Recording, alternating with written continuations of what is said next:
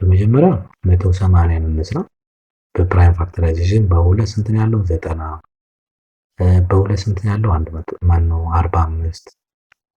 እሺ በሶስት ስንት ነው ያለው? 15። እንዲሁም በሶስት 5 መጣ። በጣም አሪፍ። እሺ ከዛ ደግሞ 270 ደግሞ እንውሰድ። በሁለት ስንት ነው? 135 ነው። በሶስት ስንት ነው? 45 ይመጣል። እሺ በሶስት ስንት ነው? 15።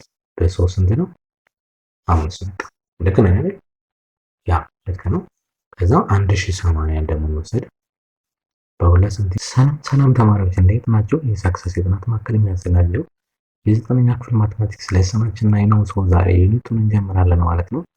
ነምበር ሲስተም ነው የዘጠነኛ ክፍል ዩኒቱ ነምበር ሲስተም። ሰው በዚህ ሌሰናችን በጣም አሪፍ የሆነ ቤዚክ ዋና ዋና ሀሳቦችን መጽሐፋችሁን እየተከተለ አብረናችሁ በደንብ የምናስተምራችሁ ነው የሚሆነው። ሰው ቻናላችንን ሰብስክራይብ አድርጋችሁ ጀምሮ እንዲሁም ለቻናላችን አዲስ የሆናችሁ ተማሪዎች ስላላችሁ ዩኒት ዋንን በደንብ ስለ አባውት ሴትስ ማለት ነው በደንብ ቪዲዮዎችን ሰርተን ወርክሺት ሰርተን የለቀቅን ስለሆነ እሱን እንድታዩ እንድትማሩ እንጋብዛችኋለን ማለት ነው። እንዲሁም ቻናላችንን በዛው ሰብስክራይብ እንድታደርጉ እንጋብዛለን። እንዲሁም የቴሌግራም ቻናል አለን። የተለያዩ ጥያቄዎችን የምንለቅበት ቴሌግራም ቻናል አለን። እሱ ጋር ገብታችሁ ጥያቄዎችን መውሰድ መለማመድ ለፈተና መዘጋጀት ትችላላችሁ ማለት ነው። እስከ ዓመቱ መጨረሻ ድረስ አብረን ስለምንዘልቅ አይሆን አሪፍ ጊዜ አብረን እናሳልፋለን ብለን ተስፋ እናደርጋለን። በዚህ ሌሰን ላይ በዋናነት የምንታዩ ቤዚክ የሆኑ ሀሳቦች አሉ። የመጀመሪያው ስለ ስምንተኛ ክፍል ላይ የተማራችሁት ራሽናል ነምበር ምንድነው? ራሽናል ነምበርን እንደ ኢንትሮዳክሽን በደንብ እናየዋለን ማለት ነው። ከዛ በኋላ ደግሞ በነምበር ላይ እንዴት ማስቀመጥ እንችላለን። እንዲሁም ከዛ በፊት ደግሞ በኋላ በዚህ ዓመት ደግሞ የምታዩት በባለፈው ዓመት ያላያችሁት ኢራሽናል ነምበር የሚባል አለ። ራሽናል ነምበር ያልሆነ በሙሉ ኢራሽናል ነምበር ነው። ምን ፎርም ይኖረዋል? እሱን በደንብ እናየዋለን። ሊስት እና የተወሰኑ ኢራሽናል ነምበሮችንም ሎኬት እናደርጋለን ላይክ እንደ ራሽናል ነምበር ላይ ማለት ነው።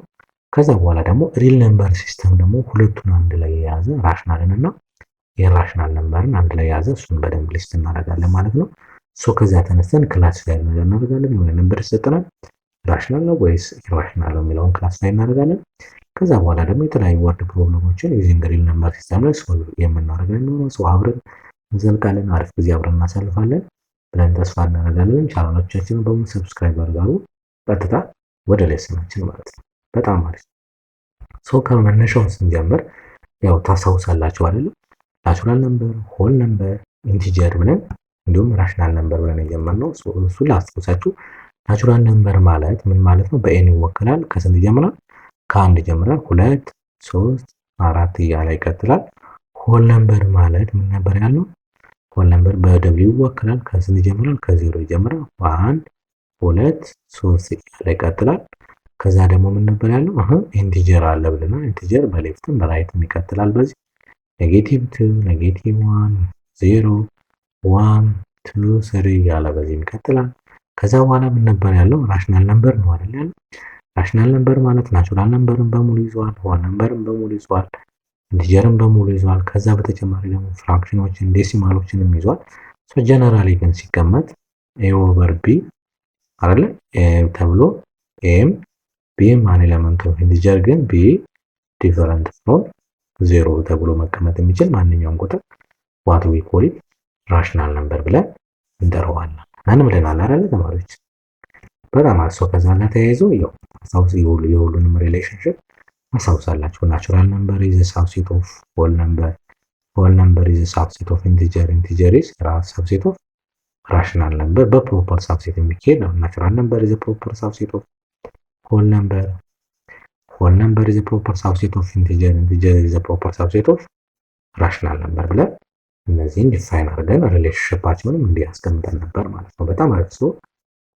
ይሄ በጣም ቀላል ስለሆነ ነው እንትን የምላችሁ።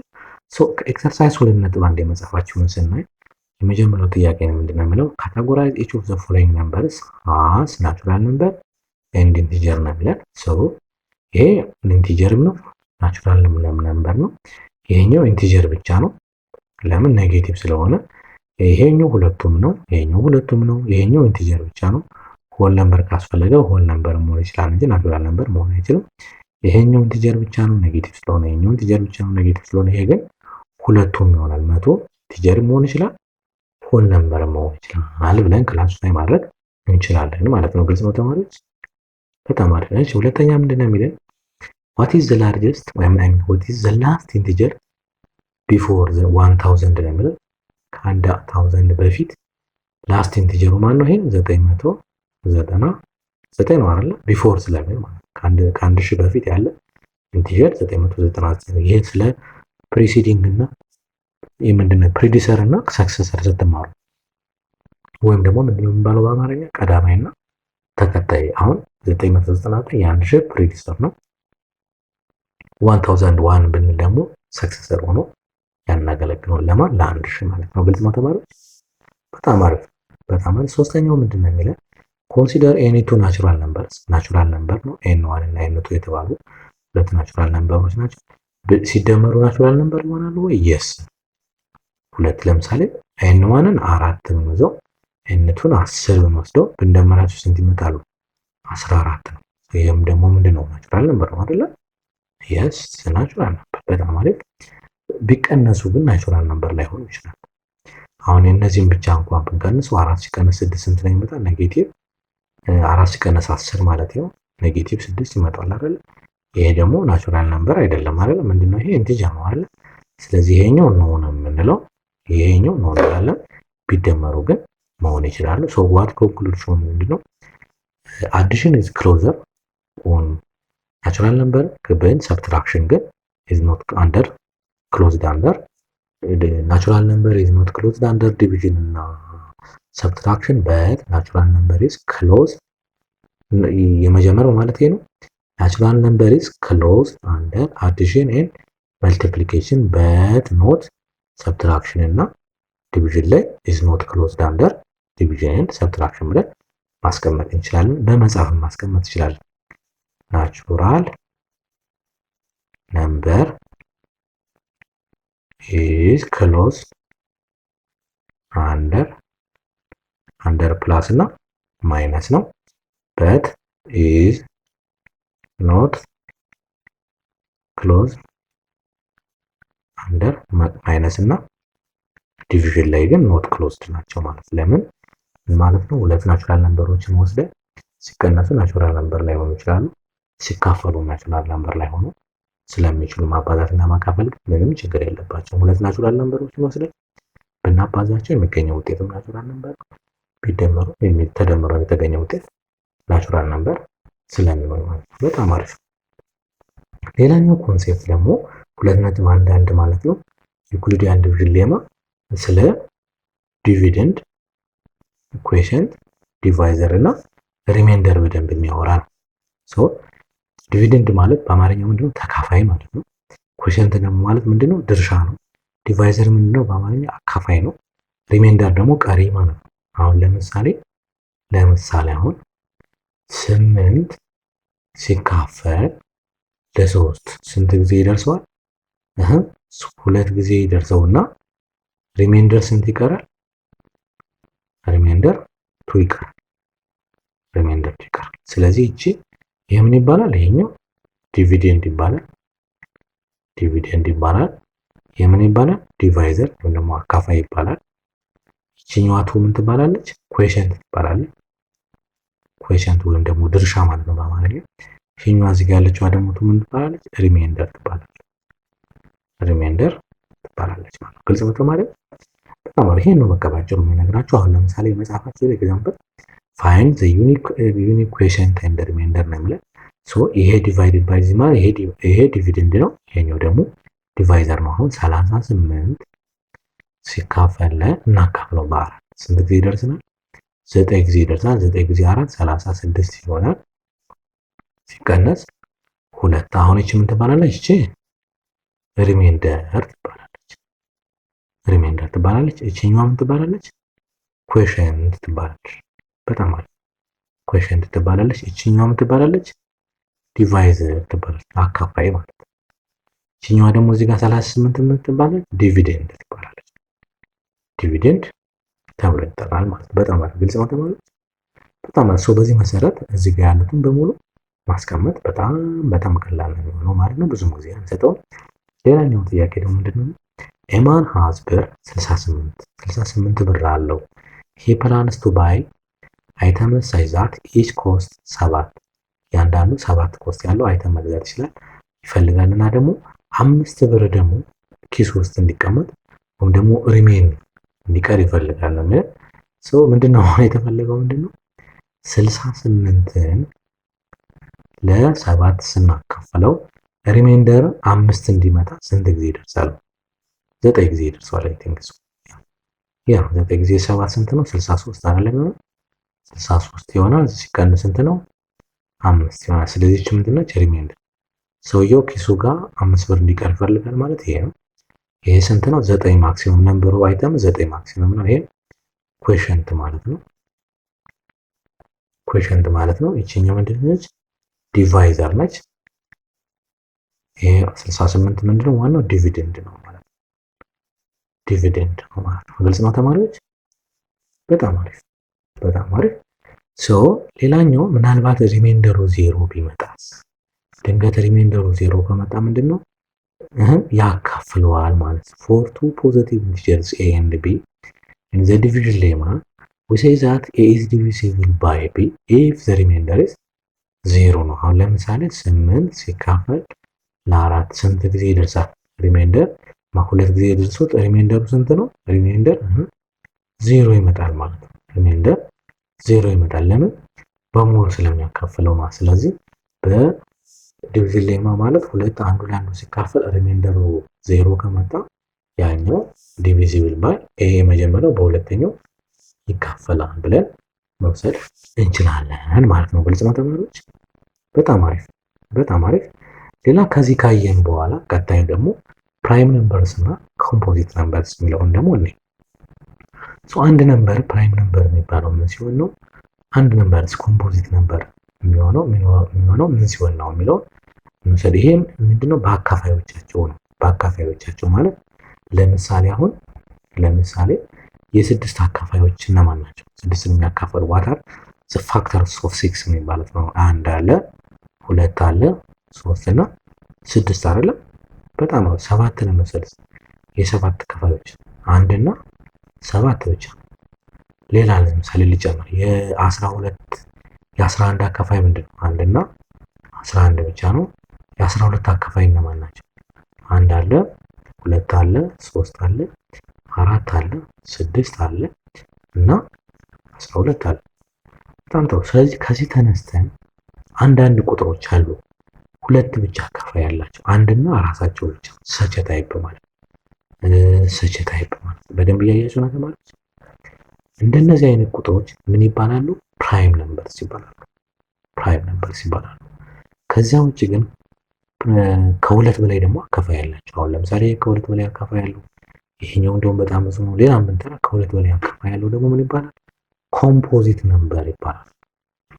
ስለዚህ ምንድነው ዴፊኒሽናቸውን ስናይ a number a natural number that are exactly two distinct factors one and itself ይላል። ይሄው አንድና እዚህ 7 ከሆነ አንድና ራሱ ብቻ ማለት ነው።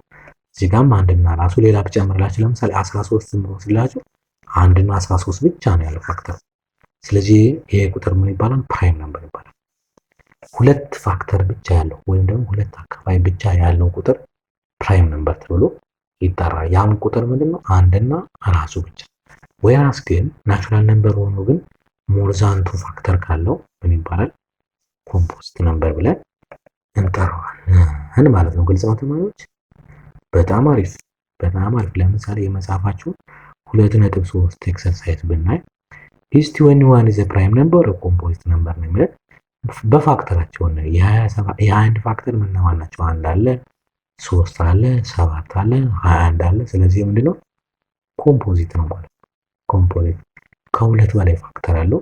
ስለዚህ ከሁለት በላይ ፋክተር ካለው ደግሞ ያ ቁጥር ኮምፖዚት ነምበር ብለን እንጠራዋለን ማለት ነው። በጣም አሪፍ። ሁለተኛው ምንድነው የሚለን? ራይት ትሩ ኢፍ ዘ ስቴትመንት ኢዝ ኮሬክት ነው። አዘርዋይስ ደግሞ ፎልስ እንላለን ነው። there are 7 prime numbers between 1 and 20 ነው የሚለን። በአንድና በ20 መካከል 7 ፕራይም ነምበሮች አሉ ነው የሚለን። ሊስት እናርጋቸው። የመጀመሪያው ፕራይም ነምበር 2 ነው። አንድና 2 ብቻ አካፋይ ያለው። ቀጣዩ 3 ነው። አንድና 3 ብቻ ያለው። ቀጣዩ 5 ነው። ከዛ 7 ከዛ 11 13 17 እና 19 ነው። ሰው እንቁጠራቸው 1 2 3 4 5 6 7 8 ናቸው። ሰው ሌላ ፕራይም ነምበር የለም አይደል? በሁለቱ መካከል ስለ 8 ናቸው። ይሄ ፎልስ ነው ማለት ነው። ይሄ ፎልስ ነው ማለት ነው። በትንሹ 8 ፕራይም ነምበር ስላገኘን ማለት ነው። እሺ ሌላ ቢ ምንድነው? 4 6 15 እና 21 ኮምፖዚት ነምበር ናቸው። ትክክል። ከሁለት በላይ ፋክተር ያላቸው ቁጥሮች ናቸው ሁሉ። ዘ ስሞለስት ኮምፖዚት ነምበር ኢዝ 2 ፎልስ ነው። ዘ ስሞለስት ፕራይም ነምበር ቢሆን ነበር የሚሆነው። ዘ ስሞለስት ፕራይም ነምበር ቢሆን 2 ዘ ኦንሊ ኢቭን ፕራይም ነምበር ነች። 2 በነገራችን ላይ እዚህ ጋር በደንብ እንድትይዙ 101 ኢዝ ፕራይም ነምበር ኒየርስት ቱ 100 ነው የሚለን። አይ ዶንት 101 ፕራይም ነምበር የስ ይሆናል። 97 ፕራይም ነምበር ነው። 99 98 እና 99 ኮምፖዚት ነምበር ስለሆነ የሚቀርበው 101 ነው። ዘ ኒየረስት ስለሆነ ትሩ ነው የሚሆነው።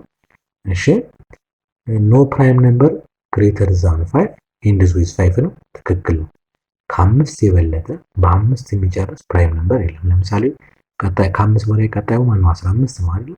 በአምስት የሚያልቅ ይሄ ደግሞ ኮምፖዚት ነው። ቀጣዩ ማነው? 25 ነው። በአምስት የሚጨርስ ኮምፖዚት ነው። 35 ነው። በአምስት የሚጨምር ኮምፖዚት ነው።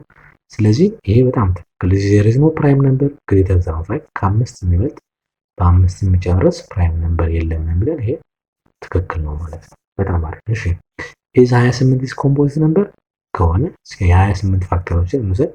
1 አለ፣ 2 አለ፣ 4 አለ፣ 7 አለ፣ 14 አለ እና የመጨረሻው ራሱ 28 አለ። ስለዚህ ኮምፖዚት ነምበር ነው። ከሁለት በላይ ፋክተር ስላለ ነው ማለት ነው። ግልጽ ነው ተማሪዎች? በጣም አሪፍ በጣም አሪፍ። እሺ ሌላኛው ምንድነው? ኤክሰርሳይዙ which one of the following is true about composite number ነው። ስለ ኮምፖዚት ነምበር ትክክል የሆነው የትኛው ነው ነው የሚለው they have three pair of factors ይሄ ሊሆንም ላይሆንም ይችላል። they don't have a factor አይሆንም። they have always prime numbers አይሆንም። they have more than two factors በቃ ትክክለኛው መልስ ነው። ከዴፊኒሽኑ የተወሰደው ኮምፖዚት ነምበር የሚለው ከሁለት በላይ ፋክተር ካለው ኮምፖዚት ነምበር ይባላል ማለት ነው። በጣም አሪፍ። ግልጽ ነው ተማሪዎች? በጣም አሪፍ። እዚህ ጋር እንደ ኖት መያዝ ያለባቸው አንድ የምትባለው ቁጥር ፕራይምም አይደለችም ኮምፖዚትም አይደለችም። ናይዘር ነች። ናይዘር ፕራይም ኖር ኮምፖዚት ነምበር ተብላ ብዙ ጊዜ ፈተና ላይ ስለሚመጣ ትሩ ፎልስ ብዙ ጊዜ ስለሚመጣ ይችን መያዝ ይጠበቅባቸዋል። ቱ ኢዝ ዘ ኦንሊ ኢቭን ፕራይም ነምበር። የስ ዘ ኦንሊ ኢቭን ፕራይም ነምበር ኢዝ ቱ ነው። እንደነዚህ አይነት ስፔሻል ነገሮች ብዙ ጊዜ ፈተና ላይ ስለሚመጡ ጥንቃቄ ማድረግ ያስፈልጋቸዋል። አዘኖት ያዙ። ፋክተር ኦፍ ነምበር አር ኦልዌይስ ሌስ ዛን ኦር ኢኳል ቱ ዘ ነምበር ነው ፋክተር የሚባሉ ከዛ ቁጥር በትንሹ ያነሱና እኩል ይሆናል። አሁን ለምሳሌ 6 ብንወስድ የስድስት ፋክተሮች እነማን ናቸው? 1 2 3 እና ራሱ 6 ነው አይደል? ስለዚህ በሙሉ ደግሞ ሌስ ዛን ኦር ኢኳል ቱ ናቸው። እነዚህ በሙሉ ምናያቸው 6 ነው እንደው ከሱ ጋር እኩል የሚሆኑት እንጂ እነዚህም ከራሱ ከቁጥሩ ያነሱ ናቸው ማለት ነው። በጣም አሪፍ። ግልጽ ነው ተማሪዎች? በጣም አሪፍ። ሌላኛው ዲቪዚቢሊቲ ቴስት ነው። አሁን እኛ ከዚህ በፊት አንድ ቁጥር ለሁለት ለመካፈል ቼክ ለማድረግ፣ ለሶስት ለመካፈል ቼክ ለማድረግ፣ ለሶስት ለአራት ለአምስት እንደዚህ ከአንድ እስከ 10 ላሉ ቁጥሮች ለመካፈል ቼክ ለማድረግ ምንድነው ሎንግ ዲቪዥን ነበር የምንጠቀም። አሁን ግን ዩኒት ቱ ቼክ የሆነ ፖይንቶች ቼክ እናደርጋለን። ዊዛውት ሎንግ ዲቪዥን ወይም ደግሞ ረጅም የማካፈል ዘዴ ሳንጠቀም አንድን ቁጥር ለሁለት ይካፈላል፣ ለሶስት ይካፈላል፣ ወይስ ለአራት ወይስ ለአምስት እያልን እስከ 10 ድረስ ላሉ ቁጥሮች ቼክ ማድረግ እንችላለን ማለት ነው። በጣም አሪፍ። ስለዚህ ለምሳሌ አንድ ቁጥር ለሁለት መካፈል ቼክ ለማድረግ ምንም አይጠበቅብንም። የመጨረሻው ቁጥር ዩኒት ዲጂቱ ማለት ለሁለት ከተካፈለ በጣም ረጅም ቁጥርም ቢሆን ለሁለት መካፈል ይችላል ብለን እንወስዳለን። ለሶስት ለመካፈሉ ደግሞ ዘ ሰም ኦፍ ዘ ዲጂትስ ለምሳሌ አሁን 111 ለሶስት መካፈል ቼክ ለማድረግ ማካፈል አይጠበቅም። ዲጂቶችን መደመር ነው። ይሄ ማለት አንድ ሲደመር ስንት ይመጣል? 3 ተካፍሎ የሚገኘው ቁጥር ከተካፈለ ለ3 ስለዚህ ይሄ ቁጥር አሁን ለ3 ስለሚካፈል ይሄኛው ለ3 ይካፈላል እንላለን ማለት ነው። ዲጂቶቹ ተደምረው ድምሩ ውጤታቸው ለ3 ከተካፈለ ያ ቁጥር ለ3 መካፈል ይችላል እንላለን። ለአራት ተካፈለ የሚባለው ደግሞ የመጨረሻዎቹ ሁለቱ ተካፋይ ከሆኑ ያ ቁጥር ለአራት ይካፈላል ብለን መውሰድ እንችላለን። ለምሳሌ 1,240,440 ቢባል ይችኛዋን ቁጥር ብቻ ነው ቼክ ማድረግ የሚጠበቅብን ለአራት መካፈል አለመች። ይሄች ቁጥር ለአራት ከተካፈለች ዘሆል ሙሉ ቁጥሩ ለአራት ይካፈላል። ይሄች 40 ለአራት ስለምትካፈል ይሄ ቁጥር ለአራት ይካፈላል ብሎ መውሰድ እንችላለን ማለት ነው። ግልጽ ነው ተማሪዎች? በጣም አሪፍ። ሌላኛው ለአምስት ለመካፈል የመጨረሻው ዩኒት ዲጂቱ ወይ 0 መሆን አለበት ወይ 5 መሆን አለበት። አሁን ለምሳሌ የቁጥር 0 ነች የመጨረሻዋ፣ ስለዚህ ይሄ ቁጥር ለ5 ይካፈላል። ይሄኛው ቁጥር ግን አይካፈልም። ለምን? የመጨረሻዋ 1 ስለሆነች ማለት ነው። በጣም አሪፍ። ሌላኛው ለስድስት የሚካፈለው ደግሞ በሁለትም በሶስትም የሚካፈል ከሆነ በሁለቱም ተካፋይ ከሆነ ያ ቁጥር ለስድስት ይካፈላል ብለን መውሰድ እንችላለን። ለስምንት ቼክ ለማድረግ ልክ አራት እዚህ ጋር የላስት ቱ ዲጂት ብለን ነበር አይደለ? እዚህ ጋር ደግሞ ላስት ስሪ ዲጂቶች ለስምንት ከተካፈለ ይሄ በሙሉ ለቁጥሩ በሙሉ ይካፈላል። ለምሳሌ አሁን እዚህ ጋር 440ን ብቻ ሶስቷን ዲጂት እዚህ ጋር ያለችዋን ቼክ እናደርጋለን። ይሄ ከተካፈለ የሙሉ እንዳለ ቁጥሩ ለስምንት ይካፈላል ብለን መውሰድ እንችላለን ማለት ነው። ሌላኛው 9 የሚባል ከ3 ጋር ተመሳሳይ ነው። ይሄ ሰም ኦፍ ዘ ዲጂትስ በ3 ከተካፈለ አይደል የተባለ፣ እዚህ ጋር ደግሞ በ9 ከተካፈለ ሙሉ ቁጥሩ ለ9 ይካፈላል ብለን መውሰድ አለን። ለ10 የሚካፈል ከሆነ ደግሞ የመጨረሻው ቁጥር 0 መሆን መቻል አለበት ማለት። ስለዚህ አሁን አንድ ቁጥር ሎንግ ዲቪዥን መጠቀም የለብንም። እነዚህን ፕሮፐርቲዎች ከያዝን በኋላ አንድ ቁጥር ለ10 እንዴት ነው የሚካፈለው፣ ለ4 እንዴት ነው የሚካፈለው፣ ለ8 እንዴት ነው የሚካፈለው፣ ኦር ለ3 ነው እንዲህ እያል በቀላሉ አይደንቲፋይ ማድረግ እንችላለን። በጣም አሪፍ። ለምሳሌ የመጽሐፋችሁን ኤክሰርሳይዝ 2.4ን እንየው። አሁን ከዩዝዲንግ ዲቪዚቢሊቲ ቴስት ነው የሚለን። አሁን ቼክ ዌዘር ዘ ፎሎዊንግ ነምበርስ አር ዲቪዚብል ባይ በ2 በ3 በ4 በ5 በ6 በ8 በ9 እና በ10 ቼክ እናደርጋለን። በጣም አሪፍ። አሁን ይሄኛው ኤ 384 ነው። 2 የስ ለምን የመጨረሻዋ 4 ስለሆነች እሷ ስለምትካፈል ማለት ነው። እሺ 3 ቼክ ለማድረግ ምንድነው ዩኒቱን መደመር አንድ ዲጂቱን 3 ሲደመር 8 ሲደመር 4 ስንት ይመጣል? ይሄ 3 ሲደመር 8 11 11 ሲደመር 4 15 ነው። 15 ደግሞ ለ3 ይካፈላል። የስ በጣም አሪፍ። እሺ ለ4 84 የሁለት ላስት ዲጂት አለ የተባለው 84 ደግሞ ለ4 ይካፈላል። ስለዚህ የስ ለ4 የስ ይካፈላል። ለ6 ለ2 እና ለ3 ስለሚካፈል አይመን ለ5 አይካፈልም። ለምን? ምንድነው የመጨረሻው ዲጂት ምን መሆን መቻል አለበት? ወይ 5 ወይ 0 አይደል የተባለው። ስለዚህ ይሄ ለ5 አይካፈልም። እሺ ለ6 የስ ለምን? ለሁለቱም ለ3ም ስለተካፈለ ለ6 ይካፈላል ብለናል። ለ8 ሙሉን ማካፈል ነው። ላስት 3 ዲጂት ይሄ ደግሞ በራሱ 3 ዲጂት ቁጥር ስለሆነ እናካፍለው 384 ለ8 ሎንግ ዲቪዥን ቴረም ነው የምንጠቀመው እዚህ ጋር። ስለዚህ ስንት ጊዜ ይደርስልናል? አራት ጊዜ 32 6 ይቀራል። ስለማይችል 4 ይወርዳል 48 ይመጣል። ልክ ነው። ስለዚህ ይሄ ቁጥር ለ8 የስ እንላለን። እሺ ለ9 ዩኒት ዲጂቱን ስንደምረው ስንት ይመጣለን? ቅድም 15 ነው። 15 ደግሞ ለ9 አይካፈልም። ስለዚህ ለ9 ነው እንላለን።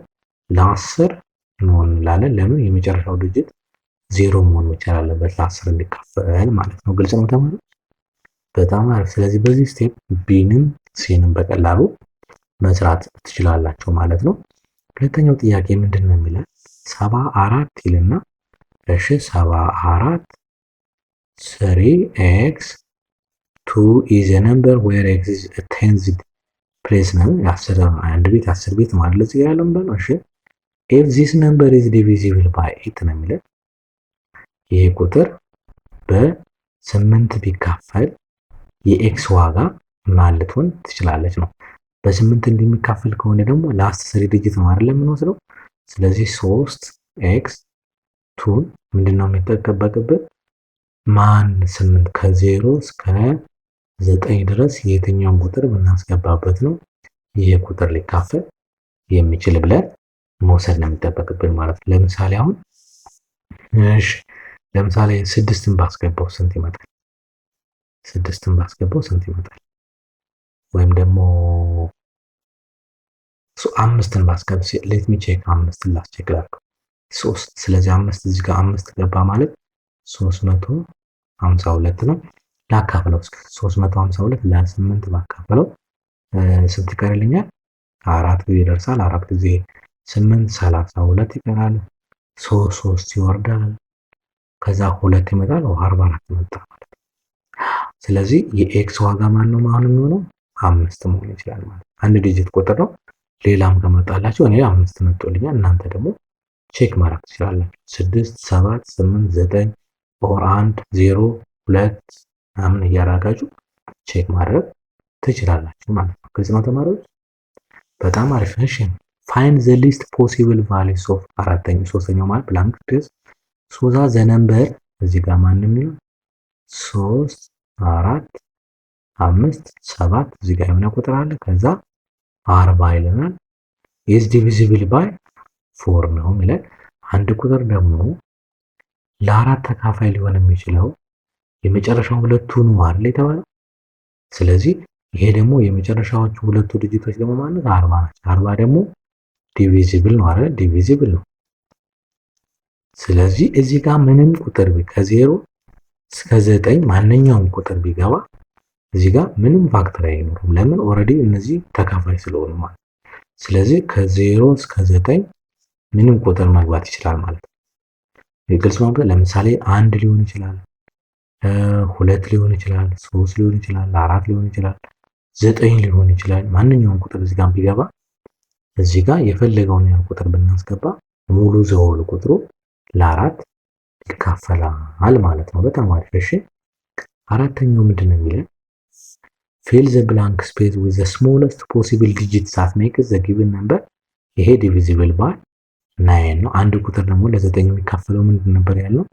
እዚህ ጋር ለምሳሌ እዚህ ጋር ኤክስ እንመላት ቁጥሯን ስለማናውቃት መደበር አይደል የተባባልነው። ይሄ ማለት 8 ሲደመር 1 ሲደመር 2 ሲደመር 3 ሲደመር 1 ሲደመር ኤክስ ሲደመር 3 ሲደመር 7 ለስንት መካፈል አለበት? ለ9 መካፈል አለበት። እንደምረው ሲጀመር የት መጀመር 8 ሲደመር 1 ስንት ነው? 9 9 ሲደመር 2 11 11 ሲደመር 3 14 15 15 እና 3 እና 7 10 25 ነው። ስለዚህ 25 ሲደመር ኤክስ። ስለዚህ አሁን የኤክስ ዋጋ ማን ቢሆን ነው እዚህ ጋር ለ9 ሊካፈል የሚችለው ነው። ለምሳሌ የኤክስን ዋጋ 2 ባረገው፣ ስለዚህ 2 ሲደመር 25 ስንት ነው? 27 ይመጣል። 27 ደግሞ ለማን ይካፈላል? ለ9 ይካፈላል አይደል? የስ ይካፈላል። ስለዚህ የመጀመሪያው እዚህ ጋር 2 መግባት ይችላል፣ ዘ ሊስት ፖሲብል ማለት ነው። እሺ ሌላ ማን ቁጥር መግባት ይችላል? ለምሳሌ 25 3 ይችላል ወይስ 4 ይችላል ወይስ 5 ይችላል ምናምን እናንተ እያደረጋችሁ ቼክ ማድረግ ትችላላችሁ። እኔ አንድ ቁጥር 2 መርጬላችኋለሁ። 2 ለምን? 25 ሲደመር 2 27 ነው። 27 ደግሞ ለ9 ስለሚካፈል እንደዚህ አይነት ቁጥር ቢሆን ለምሳሌ 8 1 2 3 1 2 3 7 is divisible by 3 ሳይሆን by 9 ማለት ነው። በጣም አሪፍ። ስለዚህ እንደዚህ እያደረኩ ቼክ ማድረግ ይቻላል ማለት ነው። በጣም አሪፍ። ሌላኛው ፕራይም ፋክተራይዜሽን ነው። ፕራይም ማለት ለአንድና ለራሱ የሚካፈል ነው ብለናል። ስለዚህ አንድን ኮምፖዚት ነምበር በፕራይም ፋክተራይዜሽን ኤክስፕረስ ማድረግ ይቻላል የሚለውን ለማሳየት ነው። ዘ ኤክስፕሬሽን ኦፍ ኮምፖዚት ነምበር አዘ ፕሮዳክት ኦፍ ፕራይም ነምበርስ ማለት አሁን ለምሳሌ 6 ኮምፖዚት ነምበር ነው፣ ግን በሁለት ፕራይም ነምበሮች ቢገለጽ 2 ሲባዛ 3 መግለጽ ይችላል አይደል? በጣም አሪፍ። ስለዚህ ይሄን ያልነው እዚህ ጋር ይሄ 6 አሁን ይሄ 6 እኩል ይሆናል ስንት ነው? 2 ሲባዛ በ3 ነው። 30 በትሪ ነው የምናስቀምጠው። ትሪ ማለት ዲሲንትሪ አይነት ታይፕ ነው። በ2 ሲካፈል ስንት ነው? 15 ነው። በ15 በ3 ሲካፈል ስንት ነው? 5 ነው። በፕራይም ነምበር ነው የምናስቀምጣቸው። ስለዚህ በ30 ማለት ምን ማለት ነው? 2 ሲባዛ በ3 ሲባዛ በ5 እንላለን ማለት። እዚህ ጋር ምን ሊስት የምናደርጋቸው ነምበሮች በሙሉ ምን መሆን መቻል አለባቸው? ፕራይም ነምበር መሆን መቻል አለባቸው ማለት ነው። በጣም አሪፍ። እሺ 72 ብንወስድ 72 በሁለት ስንት ነው? 36 በሁለት ስንት ነው? 18 በሁለት ስንት ነው? 9 በሶስት ስንት ነው? 3 መጣ። ስለዚህ ሲ 72 ማለት ስንት ሁለት ነው ያለ? 1 2 3 ቱ ኪዩብ አይደለም የሚሆነው ታይምስ ስንት 3 አለ? 2 አለ ማለት። ስለዚህ እንደዚህ አድርገን በፕራይም ፋክተራይዜሽን ፎርም ማስቀመጥ ይቻላል ማለት ነው። ግልጽ ነው ተማሪዎች? በጣም አሪፍ በጣም አሪፍ። ስለዚህ እዚህ ጋም ቴረሙ የሚለን ምንድን ነው? ፋንዳሜንታል ቴረም ኦፍ አርትሜቲክ ኤቭሪ ኮምፖዚት ነምበር ካን ቢ ኤክስፕረስድ ኢን ፋክተራይዝድ አዝ ዘ ፕሮዳክት ኦፍ ፕራይም ነምበርስ ዊዝ ዜር ፋክተራይዜሽን ዩኒት ነው የሚለን እዚህ ጋር ፓወራቸውን ማለት ነው። ማንኛውም ኮምፖዚት ነምበር አዝ ፕራይም ፋክተራይዜሽን መቀለስ ወይም ደግሞ ኤክስፕረስ መደረግ ይችላል ነው የሚለን። እዚህ ጋር እንደምናይ የሁለት መጽሐፋችሁን ኤክሰርሳይዝ 2.5 ምንድን ነው የሚለን? ኤክስፕረስ ኢች ኦፍ ዘ ፎሎዊንግ ነምበርስ አዝ ፕራይም ፋክተራይዜሽን ፎርም ነው። በጣም ቀላል ነው። ይሄ በጣም ቀላል ነው። ይሄኛው 3 ሲባዛ በ7 ብለን መግለጽ እንችላለን። ፕራይም መሆን አለባቸው ፕራይም። ይሄኛው ደግሞ ስንት ማድረግ እንችላለን? 2 ሲባዛ በ5 ሲባዛ በ7 እያልን መግለጽ እንችላለን። ልክ እንደዚህ አሁን ለምሳሌ ይሄኛውን ብጽፍላቸው 360 ማለት በሁለት ስንት ነው? 180 ነው። ልክ ነው። ያ በሁለት 90 ነው። በሁለት 45 ነው። በ3 15 ነው። በ3 5 ነው። ስለዚህ 360 ማለት ስንት ሁለት አለ? ስንት 3 አለ? ስንት 5 አለ? ስንት ሁለት አለ? 3 ሁለት አለ። ቶኪውድ ማለት እንችላለን። ስንት ሁለት አለ? ስንት 3 አለ? 2 አለ እና 1 5 አለ። በቃ እንደዚህ ብለን መግለጽ እንችላለን ማለት ነው። በጣም አሪፍ። ስለዚህ ልክ እዚህ አሁን የመጽሐፋችሁን የመጨረሻው 180 ማለት በዚህ መልኩ ሲገለጽ ይቺ የኤ ዋጋ ማነች? የቢ ዋጋ ማነች? የሲ ዋጋ ማነች ነው የሚለን። በመጀመሪያ እኛ 180 እንጻፈው። 180 ማለት በሁለት ስንት ነው? 90 ነው። 90 ማለት ነው። በሁለት 45 ነው። ስለዚህ ስንት ሁለት አለ? እንጨርሰውና በኋላ እናየዋለን። በ3 15 አለ። እሺ በ3 5 አለ። ስለዚህ 180 ማለት ቱ ዘ ፓወር ኦፍ ቱ ነው አይደል? ሁለት ነው ያለው እዚህ ጋር ታይምስ 3 ዘ ፓወር ኦፍ ቱ ነው። 3 ነው እዚህ ጋር ያለው ታይምስ 5 መጣ ማለት ነው። ስለዚህ አሁን እዚህ ጋር በዚህ መሰረት ኤ ማን ነው? ኤ 2 ነው። ቢ 2 ነው። ሲ ደግሞ ስንት ነው? 1 ነው ማለት ነው። የሲ ዋጋ 1 ነው ማለት ነው። ግልጽ ነው ተማሪዎች? በጣም አሪፍ። አሁን ፕራይም ፋክተራይዜሽን ለምን ይጠቅመናል? አንደኛ ኤልሲኤም እና ጂሲኤፍ ለመፈለግ አሁን ወደፊት እናየዋለን። በጣም ይጠቅመናል። አንድ ነምበር በፕራይም ፋክተራይዜሽን ማስቀመጥ ትልቁ ጠቀም አንደኛ ጂሲኤፍ ለመፈለግ ይጠቅመናል። ከዛ ደግሞ ኤልሲኤም ለመፈለግ ይጠቅመናል ማለት ነው። በመጀመሪያ ግን ምንድነው ጂሲኤፍ ደግሞ ግሬተስት ኮመን ፋክተር የሚባለው እና ደግሞ ሊስት ኮመን መልቲፕል ወይም ደግሞ ኤልሲኤም የሚባለው ምንድነው የሚለው ፋክተር የሚባለው አንድ ቁጥር ፋክተር ለምሳሌ ጊቭን ቱ ነምበርስ ናቹራል ነምበር ማለት ነው። የራሳቸው ፋክተር አላቸው። ከዛ ደግሞ ኮመን ፋክተር አላቸው። አሁን ለምሳሌ የ6ንና የ8ን እንውሰድ። የ6 ፋክተሮች እነማን ናቸው ብለናል ቅድም? 1 2 3 እና 6 ብለናል። እሺ የ8ስ? የ8 ደግሞ 1 2 4 እና 8 ነው። እሺ ኮመን የሚባሉት እነማን ናቸው? ኮመን ፋክተር የሚባሉ ኮመን ማለት 1 እሺ 2 ሁለቱ ነው ይመስላል። ሁለቱ ነው ያለ ነው 1 እና 2 ነው። ከኮመን ፋክተሮች ውስጥ ግሬተስቱ ማን ነው? ግሬተስት 2 ነው ማለት ነው። ስለዚህ ዘ ግሬተስት ፋክተር ኦፍ ወይ ደግሞ ጂሲኤፍ ዘ ግሬተስት ኮመን ፋክተር ኦፍ 6 እና 8 ማን ነው ማለት ነው? 2 ነው ማለት ነው። ስለዚህ እንዲህ እያደረግን መፈለግ እንችላለን። ወይም ደግሞ አሁን በኋላ ፕራይም ፋክተራይዜሽን የሰራንበትን እሱን አሁን ተጠቅመን እንሰራለን ማለት ነው። በጣም አሪፍ። ስለዚህ አሁን ፋይንድ ዘ ግሬተስት ኮመን ፋክተር ኦፍ 36 ይለናል። ይህን አሁን እኛ በትሪ እንሰራዋለን። ለምሳሌ 36 ማለት ማን ነው? በሁለት ስንት ነው? 18 ነው። በሁለት ስንት ነው? 9 ነው። በሶስት ስንት ነው? 3 ነው አይደለ? በጣም አሪፍ። ስለዚህ 56 ደግሞ እንየው። 56 በሁለት ስንት ነው? 28 ነው አይደለ? በሁለት 14 ነው። በሁለት ስንት ነው? 7። ስለዚህ ስንት መጣ አሁን? አሁን በደንብ እንየው። 36 ማለት ቱ ኪዩብድ ነው፣ ቱ ስኩዌር ነው። ቱ ስኩዌር ያው 3 ስኩዌር ታይምስ 3 ስኩዌር ነው። 56 ደግሞ ማለት ስንት ነው? ቱ ኪዩብድ ታይምስ 7። ግልጽ ነው አባባል። ይኸው 2 3 2 አለ፣ 1 7 ብቻ አለ። አሁን ጂሲኤፍ እናውጣ። ጂሲኤፍ ማለት ግሬተስት ኮመን ፋክተር ነው። የጋራ ካለው ይኸው 2 2 እዚህ ሁለቱም ላይ ያለ አይደል? ትንሽ ፓወር ያለውን ወስደን ይችን ወሰድን ማለት ቱ ስኩዌር። ከዛ ሌላ የለም አይደለ? በቃ የጋራ ብቻ ነው የሚወሰደው። ቱ ስኩዌር ደግሞ ስንት ነው? 4 ነው። ስለዚህ የ36 እና የ56 ጂሲኤፋቸው ማን ነው ማለት ነው? 4 ነው ማለት ነው። በጣም አሪፍ። ግልጽ ነው ተማሪዎች? በጣም አሪፍ፣ በጣም አሪፍ፣ በጣም አሪፍ። እሺ እንስራ እስኪ ከዚህ ውስጥ አንዱ ለምን ሲን አንሰራው? ሲን እንስራው። ለእያንዳንዳቸው እንስራ። በመጀመሪያ 180 እንስራ። በፕራይም ፋክተራይዜሽን በሁለት ስንት ነው ያለው? 90። በሁለት ስንት ነው ያለው? 100 ማን ነው? 45። እሺ በሶስት ስንት ነው ያለው? 15። እንዲሁም በሶስት 5 መጣ። በጣም አሪፍ። እሺ ከዛ ደግሞ 270 ደግሞ እንውሰድ። በሁለት ስንት ነው? 135 ነው። በሶስት ስንት ነው?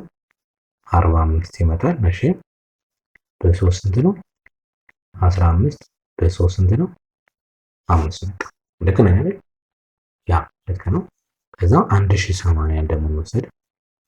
በሁለት ስንት ይመጣል? 540 ይመጣል። በሁለት 270 ከዛ በኋላ ሊደገም ነው ማለት ነው። ይሄ በሁለት 135 በሶስት 45 በሶስት 15 በሶስት 5 ማለት ስለዚህ አሁን 180 ማለት 2 ስኩዌር ታይምስ 3 ስኩዌር ታይምስ 5 ነው።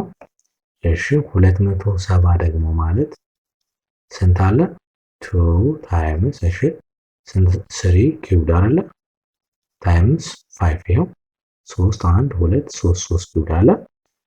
እሺ ከዛ ደግሞ 1080 ደግሞ ማለት ስንት ነው? ስንት ነው? ሁለት ስንት ሁለት አለ? 1 2 2 3 2 አለ 2 ኪዩብድ ነው። ታይምስ 3 ስንት 3 አለ? 3 3 አለ ባዛ በ5። አሁን ምንድነው? ጂሲኤፍ ነው። ሶሪ ጂ ካፒታል ነው። ጂ 5 አለች። ጂሲኤፍ መሆን አለበት።